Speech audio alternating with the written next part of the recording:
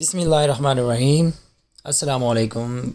Myself Badr Riaz, and today we are going to discuss a very informative and contemporary topic, fifth generation of warfare and its challenges for Pakistan. Now, as you know, the invention of internet brought a huge innovation in several fields, and the warfare is one of those fields. Now, there were the generations of the warfare, like there was first generation of warfare, then there was second generation, third generation, fourth, and contemporary there is fifth generation of warfare. Now, what is fifth generation of warfare? Basically, it is the battle of perceptions and informations. Like you can convert the perceptions into misperceptions and informations to the misleading informations. No, now these you what enemies are doing in the fifth generation of warfare? They create the fake news, misleading reports, and falsified and create the falsified propagandas. How? They are using the social media as a tool to create these fake news. Now, social media is an innovation of internet. Now internet, you are using the basically artificial intelligence in these kinds of in this mode of warfare. Now, as per US scholars concern, they collectively give the statement about the fifth generation of warfare. That what is the fifth generation of warfare? According to the US scholars, everything that affects the one's mind against its religion, culture, its moral values, its state and security forces. Like एक बंदा है, as per US scholars, कि एक बंदा, क्या आप उसको क्या करते हो? आप उसको उसकी स्टेट के अगेंस्ट करते हो, आप उसको उसके कल्चर के, उसके वैल्यूज़ के अगेंस्ट करते हो, या उसकी जो सिक्योरिटी फोर्सेस है, तो this will be a part of fifth generation of warfare. Now, this war could be a quiet war that doesn't appear like a war. Like we call this, we can say that this is a silent war. कि एक ये वार की तरह होती है. Basically you are fighting the war, but it is not like कि इसमें ना हम इसको वेपन्स नहीं यूज़ कर रहे, कोई हम इसमें कोई सिक्योरिटी फोर्सेस को यूज़ नहीं कर रहे हैं. There is no direct clash as in conventional warfare. तो डायरेक्ट आप कुछ भी नहीं कर रहे हो, लाइक आप कोई फाइट नहीं ले रहे हो, कोई आप वेपन्स को यूज़ नहीं कर रहे हो, बट दिस इज साइलेंट वार. कि वार हो भी रही है और इसके कॉन्सिक्वेंसेस भी होंगे और आपको लग भी नहीं रहा होगा कि एक वार है. Then enemies, what in this war, your enemy acts as your friend. कि जो आपका फ्रेंड मतलब एनिमी होगा, दुश्मन जो होगा, वो लगेगा, वो एक्ट ऐसे कर रहा होगा कि ये आपका दोस्त है. Like enemy is basically battling the war. वो एक वार फाइट कर रहा है, लेकिन वो आपको दिखा नहीं रहा कि वो बल्कि वो शो करवा रहा है कि वो आपका दोस्त है. नाउ उसका एक टारगेट क्या होगा? मिसपरसेप्शंस बिल्ड करनी है. And when misperceptions build in the nation stop loving its state. जब लोग मायूस हो जाएंगे अपनी स्टेट से. इसीलिए सन तzu एक मिलिट्री स्ट्रेटजिस्ट था चाइना का. उसने आज से कई सालों पहले कहा था कि a battle is one even before it is fought. कि कुछ वार्स ऐसी होती हैं बग़ैर लड़े वो जीत जाते हैं. सो उस टाइम में उसने एक कह दिया था कि एक साइलेंट वार भी हो सकती है, मतलब आप लड़े बग़ैर भी जीत सकते हो. That is the fifth generation of warfare. No, aims क्या होते हैं फिफ्थ जनरेशन वारफेयर के? आप एक स्टेट को, एनिमी स्टेट जो है वो एक स्टेट को टारगेट करती है कि हमने इस पे फिफ्थ जनरेशन वारफेयर करनी है, ठीक है. तो उसमें वो क्या करेंगे? Spread the disappointment against the homeland. अब नेशन को मायूस करेंगे सबसे पहले, because the nation is the strength. Basically national power है ना उस कंट्री की, नेशन, उसको वीक करेंगे, उसमें डिसअपॉइंटमेंट्स क्रिएट करेंगे. और जब नेशन स्टॉप करेगी लव करना अपनी कंट्री से, तो वो कंट्री ऑटोमेटिकली वीक हो जाएगा. Now to make people rebel against their own state and security forces. Second step, second aim जो होता है, कि लोगों को अपनी स्टेट के अगेंस्ट करना और उसकी सिक्योरिटी फोर्सेस के अगेंस्ट करना। लाइक आप इतनी मिसपरसेप्शंस क्रिएट करते हो स्टेट में, ठीक, और ताकि लोग क्या करें, अपनी अपनी फोर्सेस से नफरत करें। लाइक वो जो फोर्सेस उनको प्रोटेक्ट कर रही होती हैं, due to misinformation and misperceptions लोग उन्हीं से नफरत करना स्टार्ट कर देते हैं। और इसके एक और एम होता है फिफ्थ जनरेशन वारफेयर का, to destroy the state's economy. States को इकोनॉमिकली इतना वीक कर देना कि वो कोई अपने लिए स्टेप ही ना ले सके। Then blackmailing the government of the targeted state. Governments को आप ब्लैकमेल करते हो, ये आप वो किसी भी तरह कर सकते हो, इकोनॉमिकली भी कर सकते हो, पॉलिटिकली भी, मिलिट्रिकली भी। Then if we look at the theoretical framework of fifth generation of warfare and Pakistan in terms of international relations, so one of the theory of international relation is the postmodernism. It was coined by the Arnold Toynbee in late 1970s. Basically the postmodernist वो क्या believe करते हैं, that the perceptions are constructed, कि perceptions exist तो नहीं करती, उनकी existence नहीं होती, वो आप खुद क्रिएट करते हो। जिस तरह कॉन्स्ट्रक्टिविज्म एक IR की थ्योरी है, वो भी यही करती है कि रियलिटी एग्जिस्ट ही नहीं करती।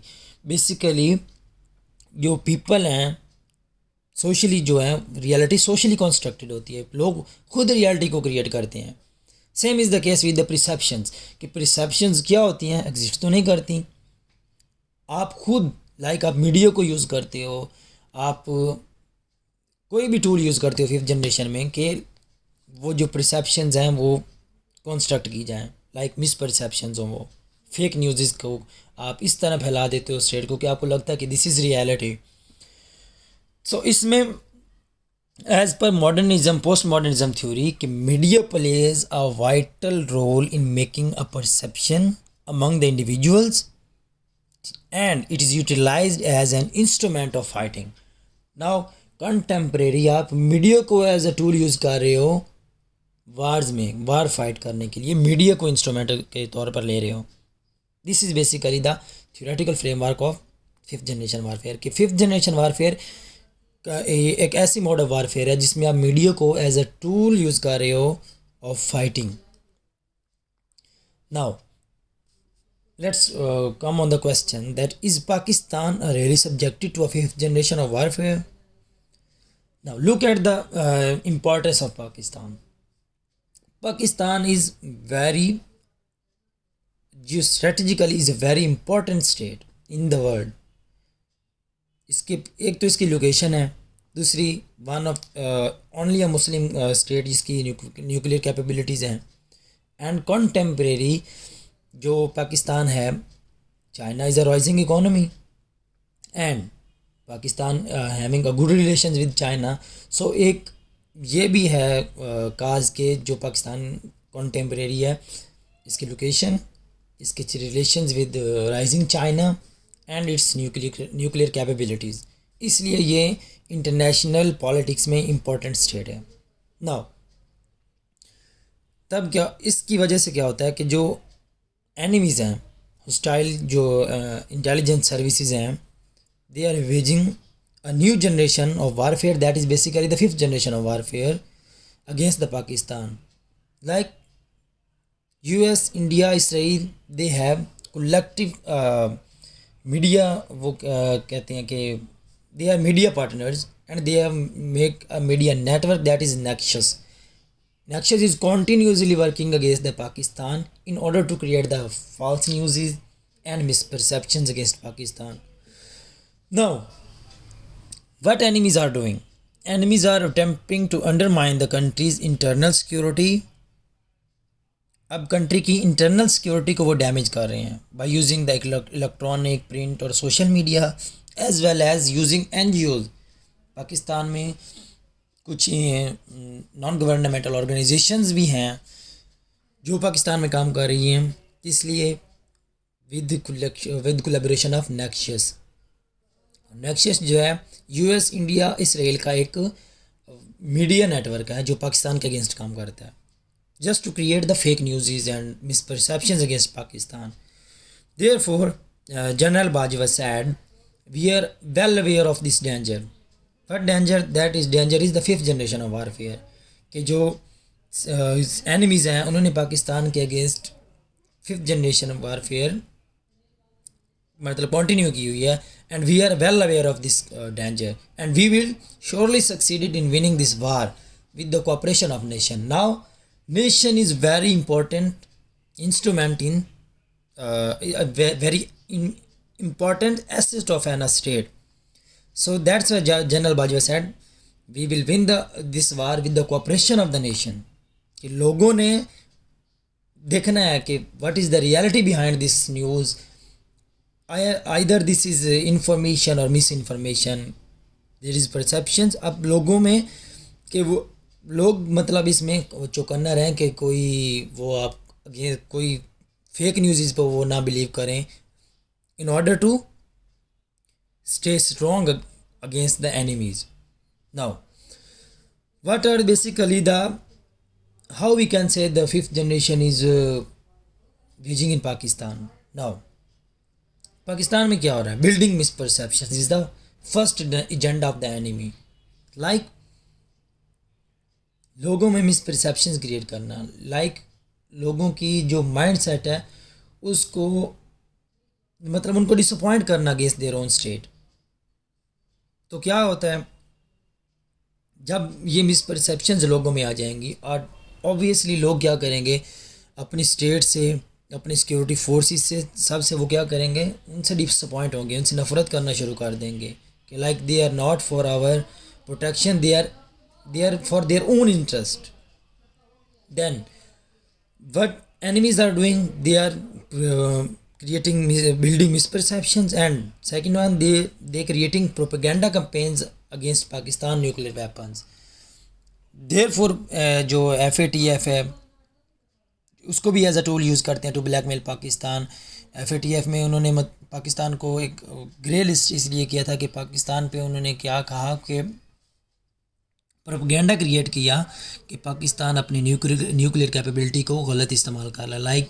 दे आर मतलब दूसरी मुस्लिम स्टेट्स को फॉर एग्जांपल ईरान है उनको ये न्यूक्लियरली उनकी असिस्टेंस कर रहे हैं, उनको मदद कर रहे हैं कि वो भी एक न्यूक्लियर पावर बने. पाकिस्तान के उन्होंने ये क्रिएट किया कि पाकिस्तान मुस्लिम वर्ल्ड में और भी न्यूक्लियर स्टेट्स बनाना चाहता है. Then propaganda campaigns against Pakistan army. Enemies क्या करते हैं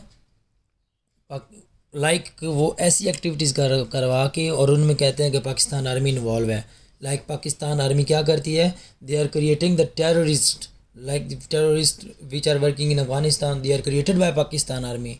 वो इस तरह के प्रोपेगेंडा क्रिएट करके पाकिस्तान आर्मी को बेसिकली उनको डिफेम करना चाहते हैं. और उसमें सबसे बड़ा राइवल कौन है पाकिस्तान का फिफ्थ जनरेशन वारफेयर में? India, with the collaboration of, जैसे मैंने पहले भी बताया, with the collaboration of Israel and America. They have basically signed a network that is Nexus which is working against the Pakistan.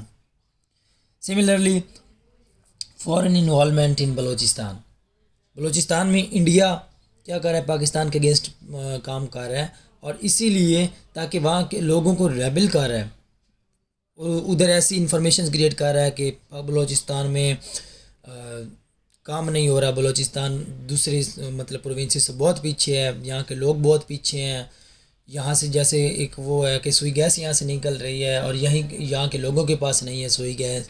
तो इस तरह की फॉल्स इंफॉर्मेशन क्रिएट करते हैं. जो पाकिस्तान में सी पैक बन रहा है, बलूचिस्तान वाले कहते हैं कि सी पैक सिर्फ पाकिस्तान के हद तक रहे, बलूचिस्तान में ना है. दे क्रिएट एक इमेज क्रिएट कर रहे हैं कि Balochistan is not a part of Pakistan. इसीलिए वहाँ इंडियन ने विद असिस्टेंस ऑफ इंडिया वहाँ एक तहरीक चली हुई है कि बलोच बचाओ तहरीक जो है. Now, what are the impacts of fifth generation warfare on Pakistan? First is destabilize Pakistan economy. Pakistan economically week हो गया है. Now, declare the Pakistan as a terrorist state. वो भी इंटरनेशनल लेवल पे जो आप ग्रीन पासपोर्ट की जो इन्होंने विद क्रिएटिंग मिसपरसेप्शंस, जो इन्होंने ग्रीन पासपोर्ट की वैल्यू को डिफेम किया है। लाइक वो कहते हैं कि ये टेररिस्ट पासपोर्ट है। नाउ इंडिया क्या कर रहा है, India is spreading the image that, Pakistan का एक इमेज क्रिएट कर रहा है इंटरनेशनल लेवल पे, that Pakistan is the safe haven of the terrorist, कि पाकिस्तान टेररिस्ट को पनाह भी देता है और उनको बनाता भी है। And because of this image of Pakistan in front of whole world is getting weaker and weaker. Therefore international जो स्टेट्स हैं वो लोग पाकिस्तान को कहते हैं कि एक टेररिस्ट स्टेट है। इसीलिए पाकिस्तान आर्मी को डिफेम किया है with the creating misperceptions and propagandas that Pakistan army is basically cooperating with terrorism, terrorist state। तो इसीलिए पाकिस्तान आर्मी को उन्होंने इस तरह डिफेम किया हुआ है, पाकिस्तान का इमेज भी और उसकी आर्मी को भी, and trying to paralyse the youth mind in Pakistan. Obviously there is impact कि जो भी आजकल जो मतलब नौजवान है, यंग जनरेशन है, वो क्या कहती है कि भाई हमने बाहर जाना है, यहाँ पाकिस्तान में कुछ नहीं है। Same is that is the major impact of fifth generation of warfare. Pakistan economically weak भी हो गया, इंटरनेशनल लेवल पे टेररिस्ट स्टेट भी डिक्लेयर हो गया, और यूथ भी अब पाकिस्तान की क्या कहती है कि पाकिस्तान में कुछ नहीं है क्योंकि यहाँ अनएम्प्लॉयमेंट है, क्योंकि इकोनॉमिकली हम इतने स्टेबल नहीं हैं। इसीलिए हम क्या कहते हैं कि पाकिस्तान में कुछ नहीं है, हमने तो किसी फॉरेन स्टेट में जाना है। So we can conclude that contemporary due to the nuclear capabilities, direct military intervention जो है ना वो इतनी वो क्या है पॉसिबल है, लेकिन उसके चांसेस कम हैं। कब से? When Pakistan become the nuclear power in 1998, जब वो बना पाकिस्तान न्यूक्लियर पावर, तो जो एनिमीज़ हैं they are using the soft power to target in Pakistan. This soft power is basically the fifth generation of warfare. Like they are sponsoring insurgencies, and they are creating misperceptions, and they are creating the sectarian conflicts and waging the media campaigns which is based on the false news in order to create the bad image of Pakistan। मतलब पाकिस्तान को हर तरीके से week करने के लिए। Now in today's globalized world, Pakistan faces many threats to its sovereignty from both internally and externally. So these issues necessitate a broad discussion in order to prepare all the elements of national power in order to make a powerful response against the fifth generation of warfare. Thank you very much.